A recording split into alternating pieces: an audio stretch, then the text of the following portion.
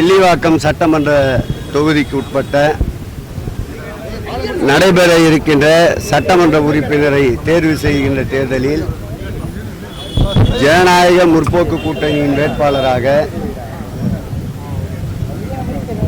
திராவிட முன்னேற்ற கழகத்தின் தலைவர் தமிழ்நாட்டு முதலமைச்சர் அவர்களுடைய வேட்பாளராக தமிழ்நாட்டுடைய துணை முதலமைச்சர் ஆசி பெற்ற வேட்பாளராக தோழமை கட்சியினரின் சார்பில் இன்றைக்கு உதயசூரியன் சின்னத்திலே போட்டியிடுவதற்கு வில்லிவாக்கம் சட்டமன்ற தொகுதிக்கு கார்த்திக் மோகன் அவர்கள் இன்றைக்கு வேட்புமனு தாக்கல் செய்திருக்கின்றார். சுமார் 1,70,000க்குள் அடங்கிய வாக்காளர்கள் கொண்ட 254 பாகங்கள் கொண்ட இந்த சட்டப்பேரவை தேர்தலில் பதிவாகின்ற வாக்குகளில் கடந்த 5 ஆண்டு கால மக்கள் நல ஆட்சியில் மக்கள் நல முதல்வரின் அரும்பெரும் திட்டங்களால் நிச்சயம் பதிவாகின்ற வாக்குகளில் 75% மேலான வாக்குகளை உதயசூரியன் அல்லும் நிச்சயம் சட்டப்பேரவை உறுப்பினராக கார்த்திக் மோகன் அவர்கள் 4ஆம் தேதி வாக்கு எண்ணிக்கையின் போது அக்னி நட்சத்திரம் தொடங்குகின்ற நாள், சூரியனுக்கு உகந்த நாள். கண்டிப்பாக அந்த நாளிலே வாக்கு எண்ணிக்கையின் முடிவில் உதயசூரியன் தகத்தகாயமாக ஜொலிக்கும். எதிர்கட்சி வேட்பாளர் என்ன சொல்றாங்கன்னா, கடந்த 5 ஆண்டுகளா திமுக இங்க ஒரு எம்எல்ஏ ஆபீஸ் கூட போடாம இருந்திருக்காங்க. என்ன பணிகளை செஞ்சாங்கன்னு தாவேக உட்பட எதிர்கட்சி வேட்பாளர்கள் இப்போ கொஸ்டின் பண்றாங்க. அவர் வேட்புமனு தாக்கல் செய்துவிட்டு சென்றார். அந்த வேட்புமனு தாக்கல் செய்துவிட்டு சென்ற கட்டிடமே சட்டமன்ற உறுப்பினர் மேம்பாட்டு நிதியிலிருந்து கட்டப்பட்ட கட்டிடம்.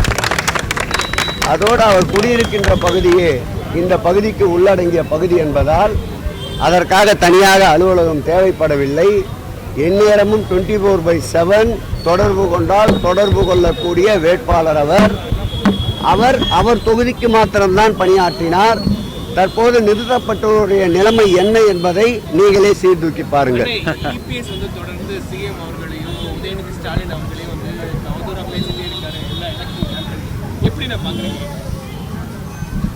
பல்லுக்கு அடங்காத சொல்லும்,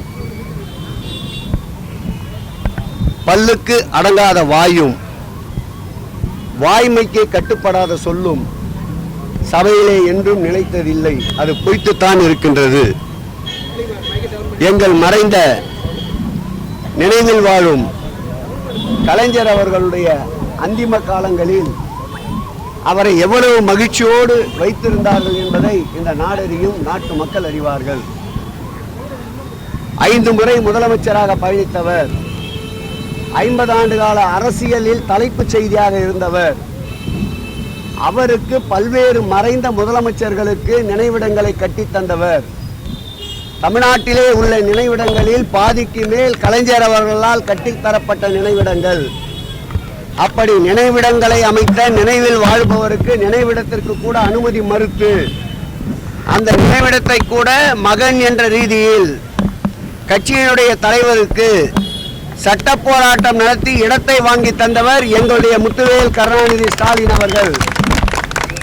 கலைஞர் வாழுகின்ற காலம் வரை அவர்தான் திராவிட முன்னேற்ற கழகத்துடைய தலைவர். எங்களுடைய தலைவர் முத்துவேல் கருணாநிதி ஸ்டாலின் அவர்கள் அம்மையார் அவர் மறைவின் போது ஒரு வாய்ப்பு இருந்தபோது கூட மக்களால் தேர்வு செய்யப்பட்டுத்தான் நான் முதல்வர் ஆக வேண்டும் திராவிட முன்னேற்ற கழகம் என்று அன்றைக்கு கலைஞர் சொன்னார். அதன்படி மக்களால் தேர்ந்தெடுக்கப்பட்ட முதல்வராக 5 ஆண்டுகள் இருந்தவர் எங்கள் தலைவர்.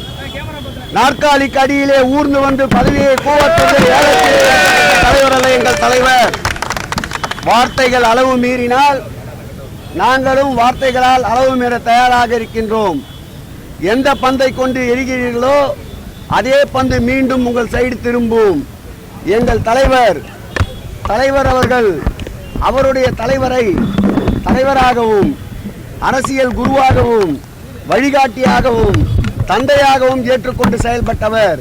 நீ எப்படி உன்னை முதலமைச்சர் ஆக்கியவரை 3 மாத காலங்களிலே மறந்து அவர் சென்னை சிறையிலே இருந்தால் உயிருக்கு ஆபத்து என்று பெங்களூர் சிறையிலே நான் இருந்தேன் என்று உன்னை முதலமைச்சர் ஆக்கியவர் அறிக்கை விட்டவர் அல்ல எங்கள் தலைவர். இன்றைக்கும் கலைஞரை உயிருக்கு நிகராக நேசிப்பவர். எந்த பணி தொடங்கினாலும் கலைஞர் முன் நின்றுதான் பணிகளை தொடர்பவர்.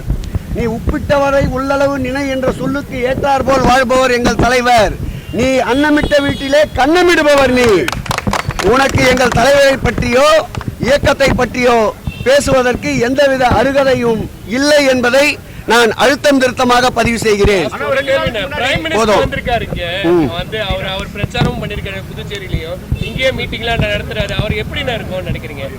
அவர் எத்தனை முறை வருகிறாரோ அத்தனை முறை மதச்சார்பற்ற கூட்டணிக்கு வாக்கு வங்கி உயரும். ஆகவே அவரை தயவு செய்து அதிக முறை தமிழகத்திற்கு வர சொல்லுங்கள். அவர் ஒவ்வொரு முறை வருகின்ற போதும் திராவிட முன்னேற்ற கழக ஜனநாயக முற்போக்கு கூட்டணியின் வாக்கு சதவீதம் எகிரிக்கொண்டே இருக்கும். ஆகவே பாரத பிரதமரே அவ்வப்போது வருக வருக வருக என்று வரவேற்கின்றேன். அவர் திராவிட முன்னேற்ற கழகத்தின் உறுப்பினர் தான். அவர் கூட்டத்திலே வந்து கலந்து கொள்வது வாக்கு கேட்பது என்பது அவருடைய தார்மீக உரிமை. ஒரு இயக்க தொண்டனாக அவருடைய நண்பனுக்காக வாக்கு சேகரிக்க வந்தார். வாக்காளரை சந்தித்தார். அது தலைவரும் தலைமையும் தான் முடிவு செய்யும்.